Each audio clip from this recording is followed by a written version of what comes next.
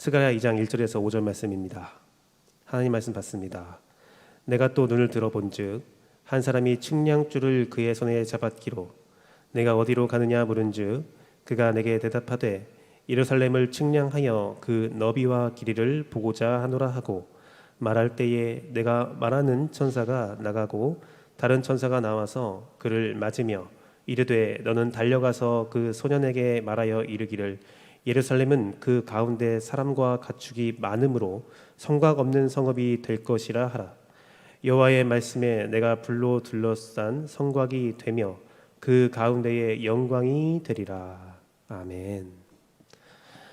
오직 예수님, 예수 그리스도의 은혜와 평강이 여러분의 삶 가운데, 가정 가운데, 직장 가운데 넘칠지어다.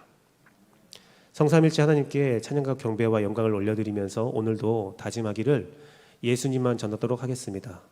여러분의 가정에 예수님이 충만하고 여러분의 삶에 예수님이 충만하고 여러분 자녀와 부모의 신령 가운데 예수님이 충만하기를 기도하며 함께 예배를 드립니다.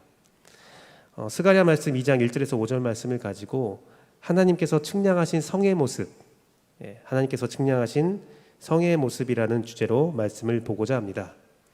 우리가 스가랴 말씀을 계속 강해를 하고 있는데 3번에 걸쳐서 강해한 내용은 여호와께 돌아오라, 그리고 여호와께 돌아오면 어떠한 역사가 일어나는지, 또 이 마지막 때에 어떠한 환난과 고통이 있는지, 하지만 그럼에도 불구하고 우리 예수 그리스도를 믿는 우리는 함께 승리한다라는, 예수의 승리에 동참한다는 내용을 여러분과 살펴보았습니다. 오늘은 그 3번째 환상이에요. 환상인데 스가랴가 딱 보니까 또 눈을 들어 본즉 측량줄을 가진 사람이 나와서 막 측량을 하는 거예요. 어떤 자를 갖고 와서 뭔가를 막 열심히 측량을 하는 거죠. 물어보니까 예루살렘을 측량한다, 예루살렘 성을 측량한다고 하면서 그 측량의 의미에 대해서 말씀을 전해주고 있습니다. 이것은 뭐냐면 스가랴 말씀은 성전을 세워라, 성전을 수복해야 된다는 그 말씀이 선포되는 거라고 제가 말씀을 드렸었어요. 성전 회복에 대한 말씀이 선포되고 있는데, 성전이 회복되었을 때에 그 성전이 회복된 삶, 예루살렘의 모습은 어떻게 하나님께서 설계하고 있는가, 그 내용입니다.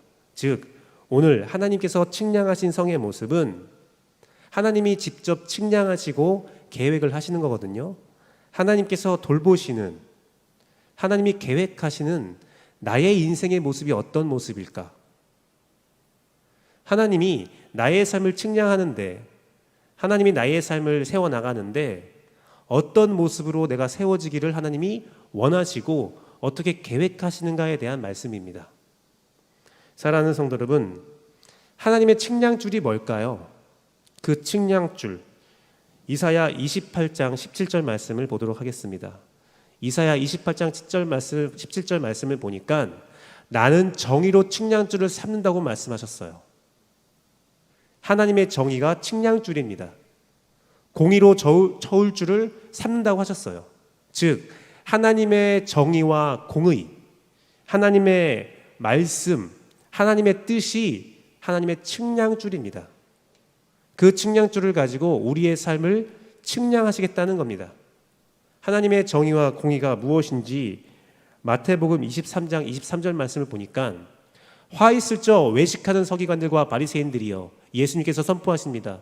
너희가 박하와 화양과 근처의 11조는 들이되 율법에 더 중한 바 정의와 궁율과 믿음은 버렸도다.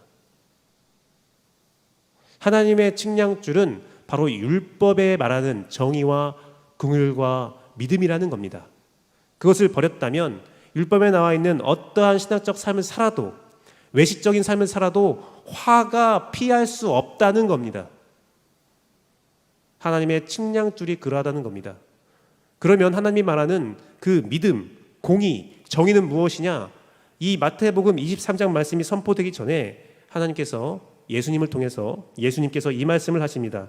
마태복음 22장 36절에서 40절 말씀을 제가 읽어드리겠습니다. 좀 길지만 제가 읽어드릴게요. 선생님, 율법 중에서 어느 계명이 크니이까? 예수님께서 이르시되 내 마음을 다하고 목숨을 다하고 뜻을 다하여 주 너의 하나님을 사랑하라 하셨으니 이것이 크고 첫째는 계명이요 둘째도 그와 같으니 내 이웃을 내 자신과 같이 사랑하라 하셨으니 이 두 계명이 온 율법과 선지자의 강령이니라. 하나님이 율법을 통하여 선지자를 통하여 끊임없이 우리에게 선포하고 있는 측량줄은 하나님의 정의와 공의는 사랑입니다. 즉 오늘 말씀은 하나님께서 우리에게 사랑을 가르치시고 사랑의 삶을 살라고 말씀하셨는데 그 사랑의 삶으로 살아가는 하나님의 성전된 나의 모습은 어떠한 모습을 가져야 하는가? 그 사랑을 베푸는 자의 모습, 사람 충만한 자의 모습, 하나님이 돌보시는 사랑이 풍성한 자의 모습은 어떠한 모습인가를 살펴보겠습니다. 하나님께서 측량하신 성의 모습, 하나님이 사랑으로 돌보시는 나의 모습은 첫 번째는 성과 걷는 성입니다. 이것은 누구나 와서 거하는 성이죠. 성곽이 없으니까 막 아무나 들어올 수 있어요. 제가 아침에 뉴스를 검색합니다. 아침에 일어나면 하나님께 기도하고 뉴스를 검색하면서 어떤 기도를 열방에 드려야 될지, 나라를 민족을 위해서 기도해야 할지 보는데 그리스에서 어제 뉴스가 나왔으니까요. 어제였는지 모르겠지만 그리스에서 40m의 담벽을 세웠다고 합니다. 성곽을 세워버린 거죠. 왜 그러냐면 아프간에 있는 난민들이 터키로 들어가고 터키에서 유럽으로 도망가기 위해서 그리스로 넘어간다고 합니다. 그것을 막기 위해서 40m의 장벽을 세워버렸어요. 성곽이 있다는 것은 누구도 들어올 수 없다. 너희들은 들어올 수 없다 라는 뜻입니다. 오늘 말씀에서 하나님이 측량한 예루살렘이 성곽이 없는 성이 될 것이다. 그것은 누구나 들어올 수 있다라는 겁니다. 사람과 가축이 많음으로 성곽 없는 성읍이 된다. 들어오고 싶은 사람이 많기 때문에, 오고 싶은 사람이 많기 때문에 하나님의 사랑받는 성은 성곽이 없다, 문턱이 없다는 겁니다. 그것은 이사야서 말씀을 통해서 선포된 만민이 기도하는 집과 동일한 모습입니다. 4절 말씀 보니까 이르되 너는 달려가서 그 소녀에게 말하여 이르기를 예루살렘은 그 가운데 사람과 가축이 많으므로 성곽 없는 성읍이 될 것이라. 성곽 없는 성이 될 것이다. 사랑하는 성도 여러분, 이 성곽 없는 성은 한 단어입니다. 페라지라는 히브리어인데요. 그 페라지가 구약 성경에 3번 쓰였어요. 3번. 하나는 에스더 말씀에 쓰였고요. 하나는 에스겔 말씀에 쓰였고 하나는 이 스가랴 말씀에 쓰였는데 에스겔 말씀에 쓰여 있는 것이 되게 대표적인 페라지의 용법입니다. 그것은 마지막 전투가 벌어질 때에 그 예루살렘 성읍, 하나님을 믿는 백성에 대해서 이렇게 묘사하고 있는데요. 38장 11절 말씀입니다. 말하기를 내가 평원의 골들로 올라가리라.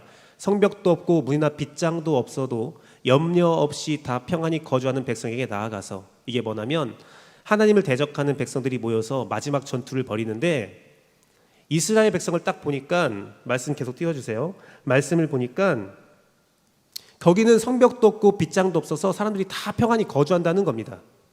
성곽이 있어야, 빗장이 있어야 뭔가 보호함 받고 평안히 있을 수 있는데 그것이 없다는 거예요. 적군이 보니까 야, 저거 봐라, 빈성이네, 우리가 쳐들어가서 다 진멸할 수 있겠다, 평화롭게 자신의 평화를 게으르게 지키는 자들이다, 그런 식으로 선포하고 있는 건데 하나님은 빗장과 벽이 없어도 우리를 보호하십니다.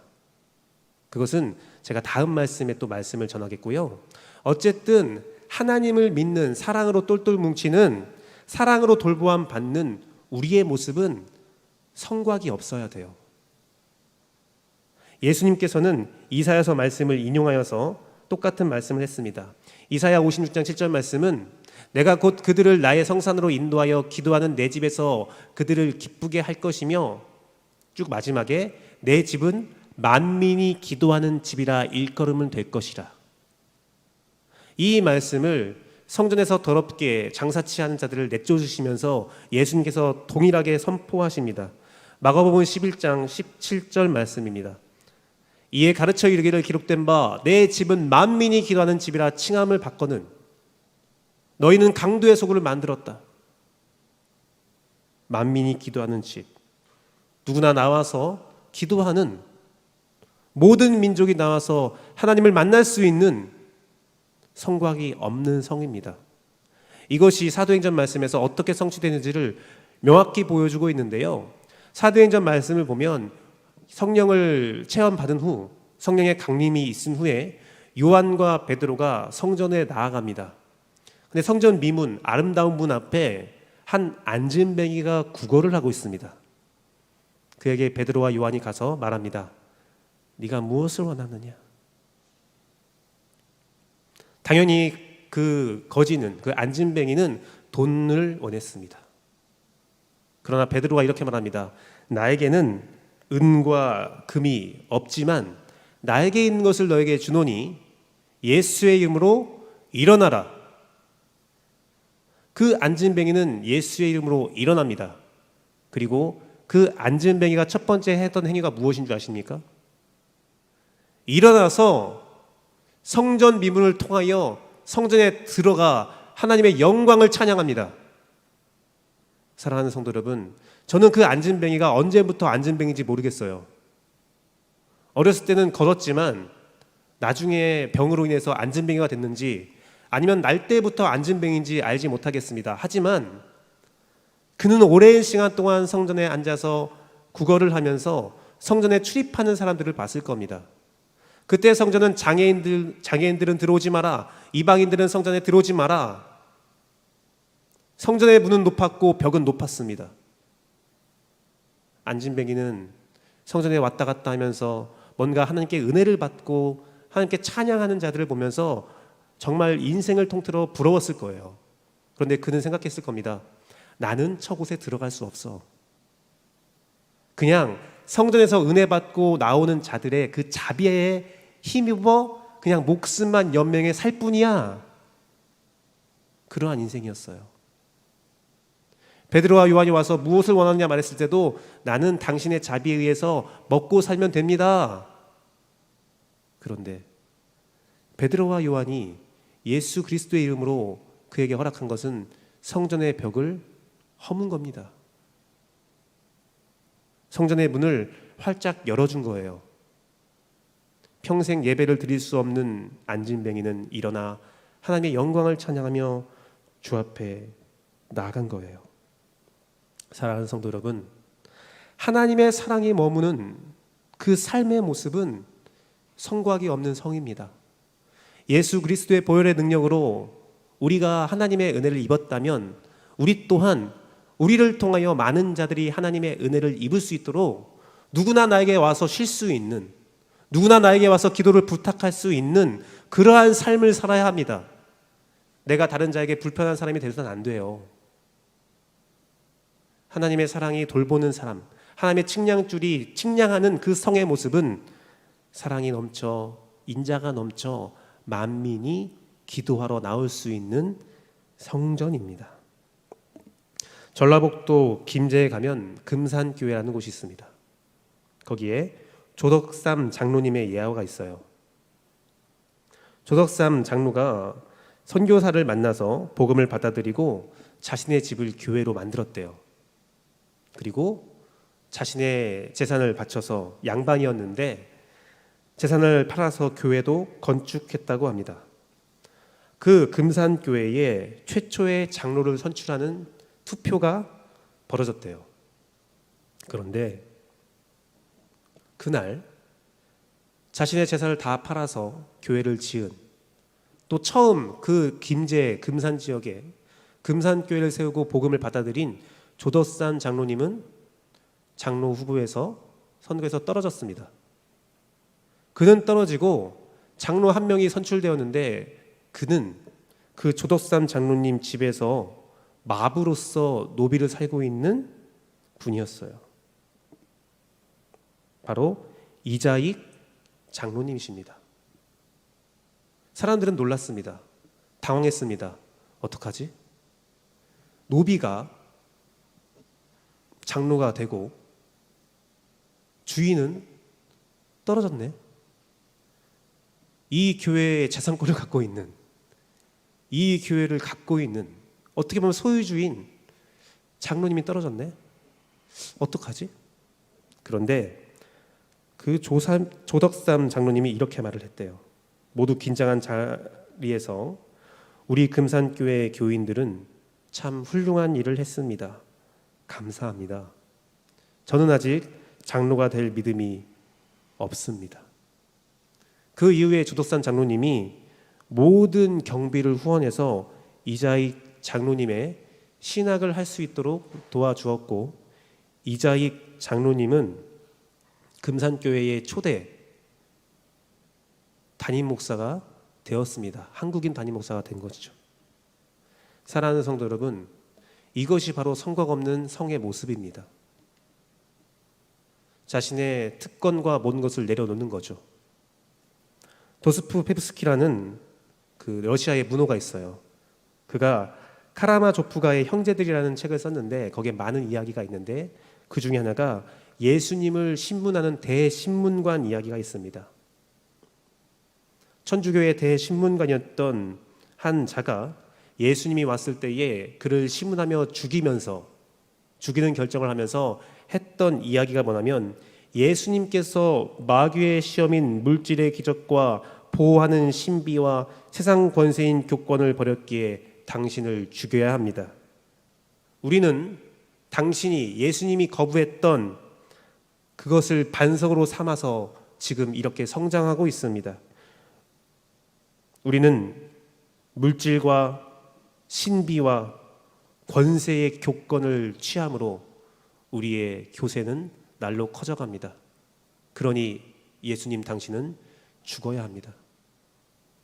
사랑하는 성도 여러분, 우리는 지금 어떠한 성의 모습을 가지고 살고 있습니까? 우리 교회의 문턱은 얼마나 높습니까? 우리 재현교회는 만민이 기도하는 성전입니까? 이 재현교회에 속한 여러분들은 정말 성곽이 없는 성입니까? 만민이 쉽게 와서 기도하는 하나님의 은혜를 누리는 곳입니까? 우리가 이 세상에 줘야 할 것은, 마틴 로이드스 목사는 이렇게 말했어요. 우리가 이 세상에 줘야 할 것은 세상이 갖고 있는 부요나 문화적 혜택이 아니다. 오직 교회만 갖고 있는 예수 그리스도, 예수님의 보혈이다. 사랑하는 성도 여러분, 하나님은 측량줄로 우리의 신앙을 재고 있어요. 여러분의 입술을 통하여, 손과 발을 통하여 여러분 주변의 사람들에게, 가족들에게 예수 그리스도의 보혈을 전하시고, 그들이 모두 나와 하나님 앞에서 기도하는, 만민이 기도하는 성곽 없는 성이 되십시오. 하나님께서 측량하신 성의 모습, 첫 번째는 성곽 없는 성이다. 누구나 와서 기도하는, 누구나 거하는, 만민이 기도하는 성전, 성입니다. 두 번째는 불로 둘러싸인 성곽이 있다고 해요. 이것은 성령님께서 지킨다는 겁니다. 성령님의 능력이 우리를 보호한다는 겁니다. 성곽은 없어서 많은 자들이 오지만 그렇다고 우리가 지킴과 보호를 받지 않는다, 그것은 아닙니다. 5절 말씀 보니까 여호와의 말씀이 내가 불로 둘러싼 성곽이 되며, 육체적인 문턱과 성은 없지만 하나님의 성령님의 능력이, 그 불같은 능력이 우리를 보호합니다. 여러분을 보호하십니다. 아까 예수께서 말씀해서 저기 봐라, 야 성곽도 없어, 빗장도 없어, 그러면서 저기 평안이 있는 모습 봐라, 우리가 가서 저들을 다 진멸하자. 하지만 그들은 알지 못하는 거예요. 그 말씀이 계시록 말씀에서 어떻게 전달되고 있습니까? 계시록 20장 9절 말씀입니다.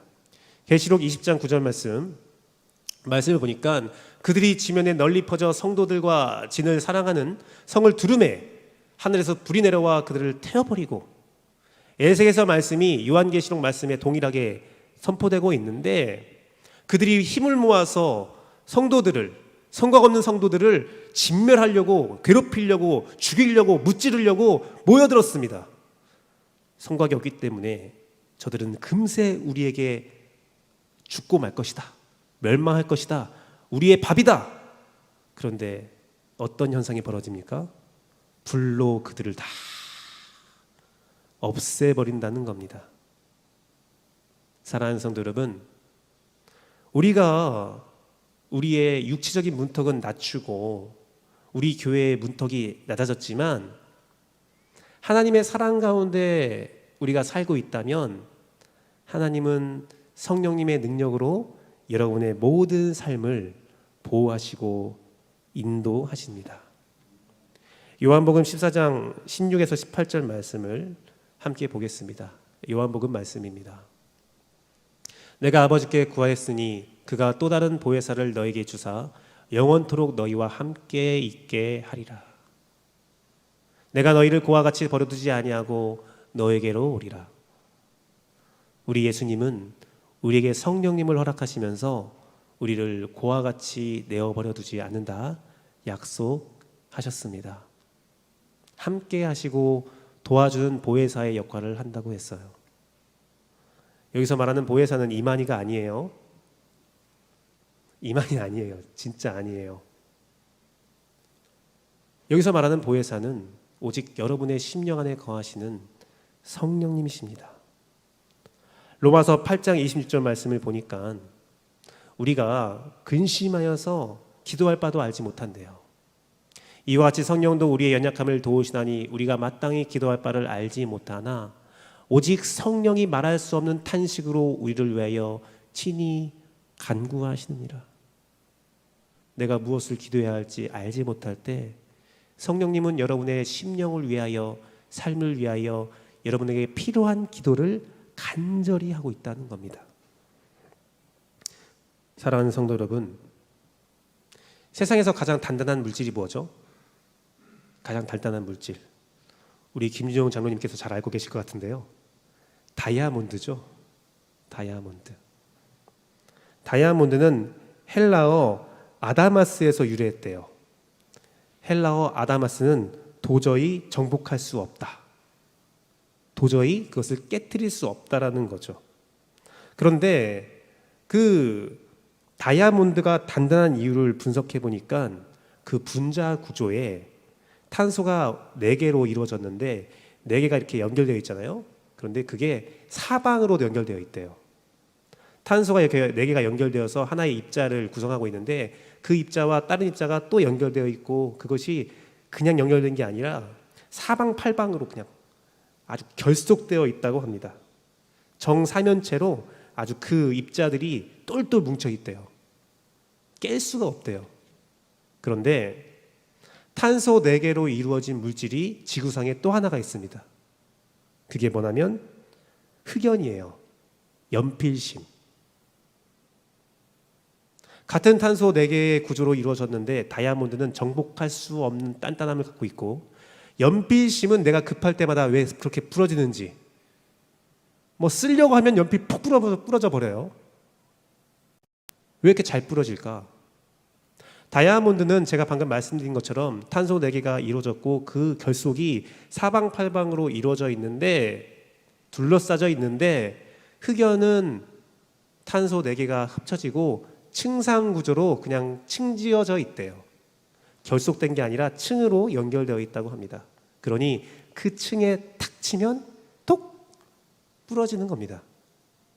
사랑하는 성도 여러분, 오늘 말씀에서 여호와의 말씀이 내가 불로 둘러싼 성곽이 되어가 얼마나 큰 은혜인지를 저는 묵상합니다. 한쪽에만 있는 것이 아닙니다.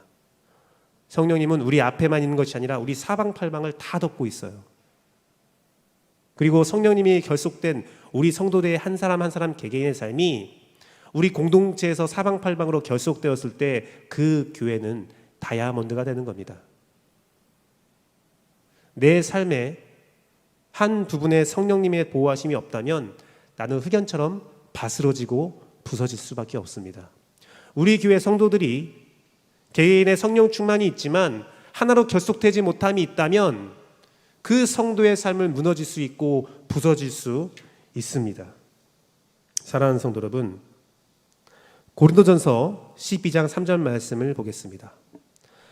고린도전서 12장 3절 말씀 보니까 너희는 너희가 하나님의 성전인 것과 한 절 말씀. 그러므로 내가 너희에게 말하노니 하나님의 영으로 말하는 자는 누구든지 예수를 저주할 자라 하지 아니하고 또 성령으로 아니하고는 누구든지 예수를 주시라 할 수 없다라고 기록되어 있거든요. 그게 바로 무엇입니까? 우리가 예수님을 고백한다면 우리 안에 성령님이 계신 거거든요. 그런데 우리가 꼭 기억해야 할 개념이, 신학적 개념이 무엇이냐면 성령의 내주와 성령 충만은 다르다는 겁니다. 삶 속에 나타난 성령의 권능이라는 책을 보면 우리는 다 예수님을 고백함으로 성령님이 우리 안에 거하세요. 여러분 다 성령님 계세요. 여러분은 다 성령님의 인도함, 성령님의 능력을 입은 존재입니다. 그런데 그 성령 내주와 성령 충만은 다르다는 겁니다.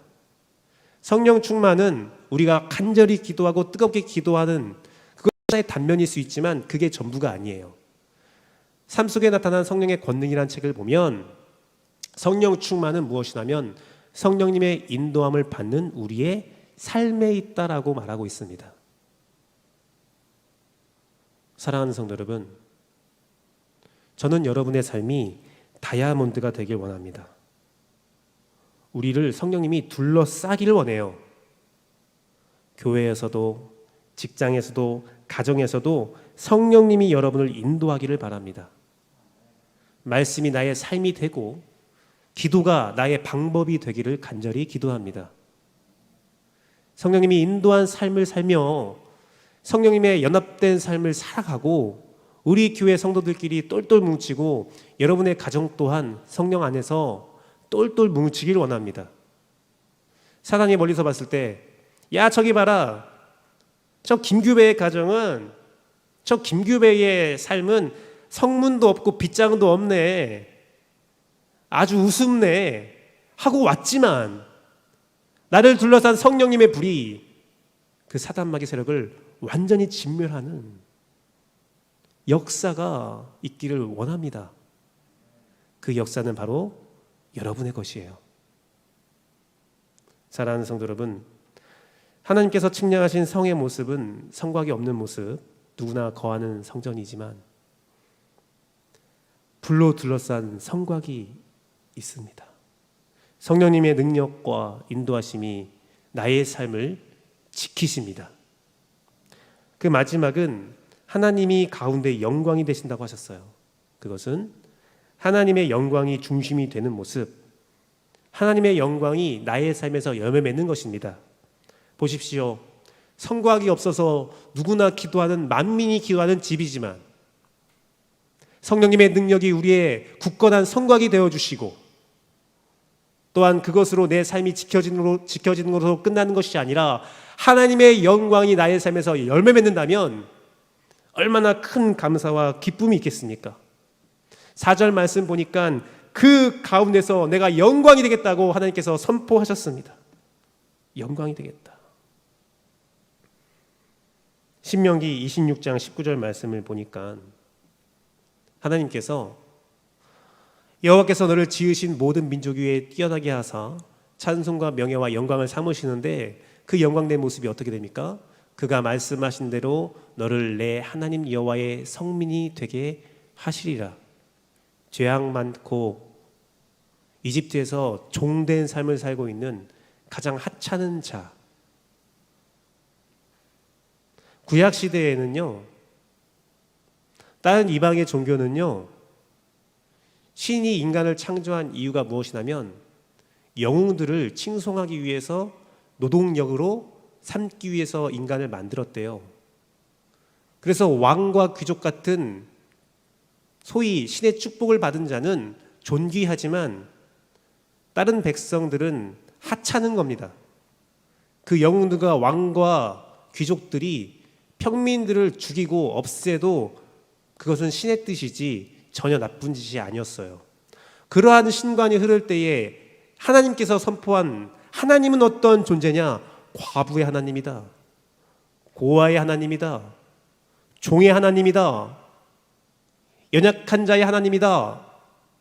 누구도 자기가 강하다고 해서 약자를 핍박할 수 없다. 이는 내 사랑하는 자다. 오늘 신명의 말씀도 그것이 선포되고 있는 겁니다. 내가 왜 영광스러운 신인지, 내가 하나님께서 왜 영광스러운 하나님이신지 그 증명은 너를 백성 삼았다는 사실입니다.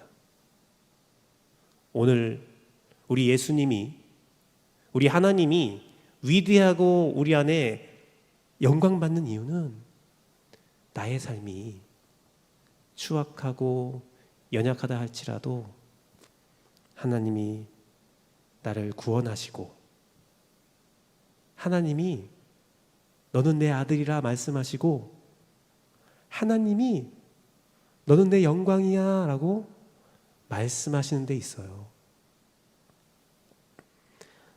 마태복음 15장 31절 말씀 보니까, 마태복음 15장 31절 말씀에 말 못하는 사람이 말하고 장애인이 온전하게 되고 다리 저는 사람이 걸으며 맹인이 본 것을 무리가 보고 놀랍게 여겨 이스라엘의 하나님께 영광을 돌리니라.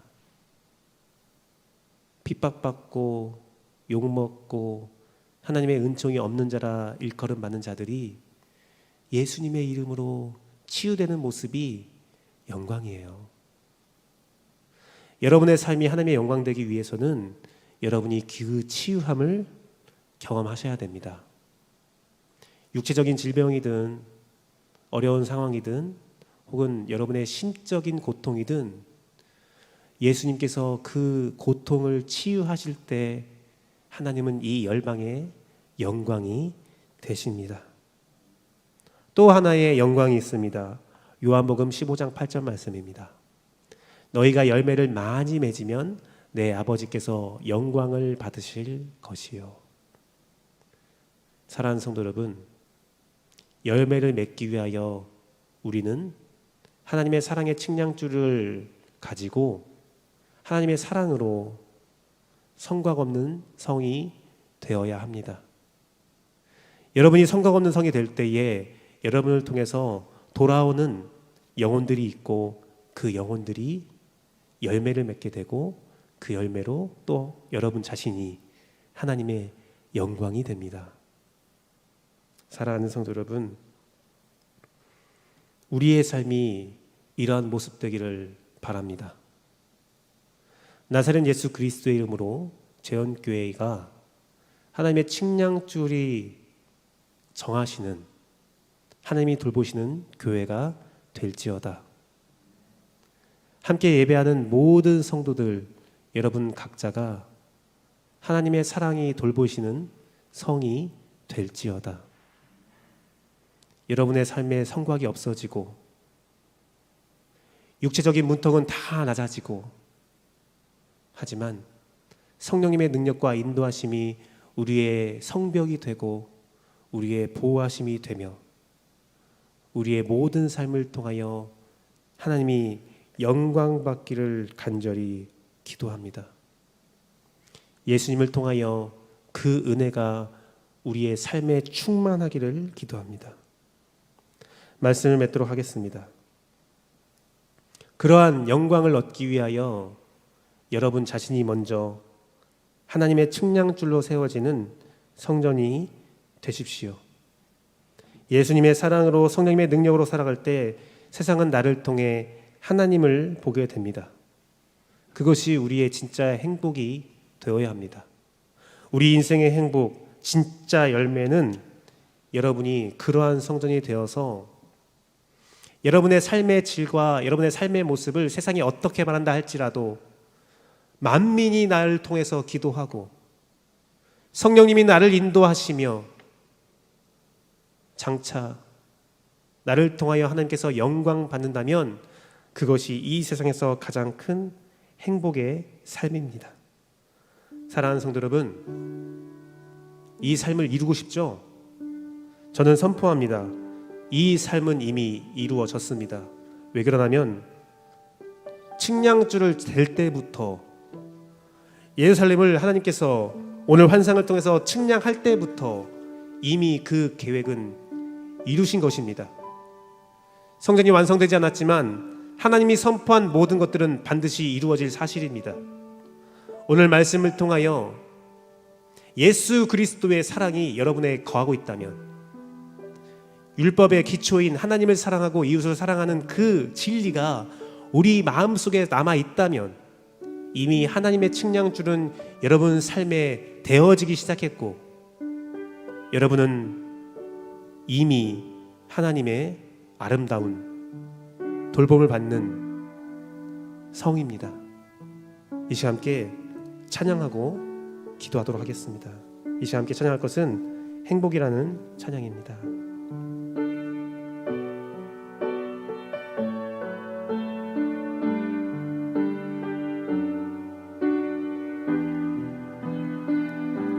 가사를 묵상하시면서 찬양하겠습니다. 화려하지 않아도 정결하게 사는 삶, 가진 것이 적어도 감사하며 사는 삶, 내게 주신 작은 힘 나눠주며 사는 삶, 이것이 나의 삶의 행복이라고.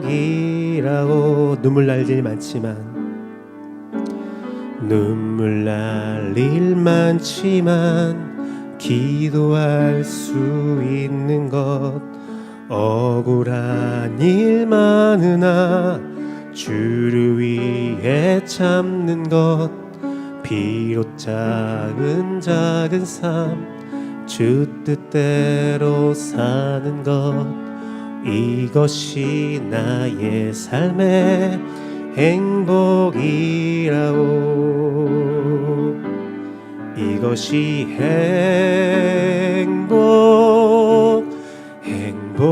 행복이라오. 세상은 알 수 없는 하나님 선물, 이것이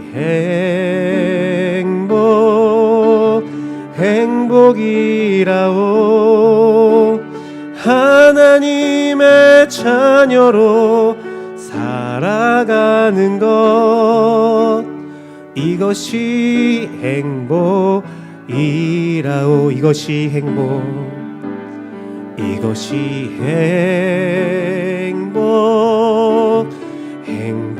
행복이라오.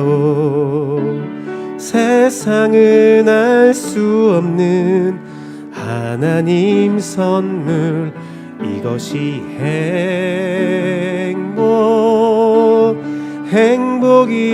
행복이라오.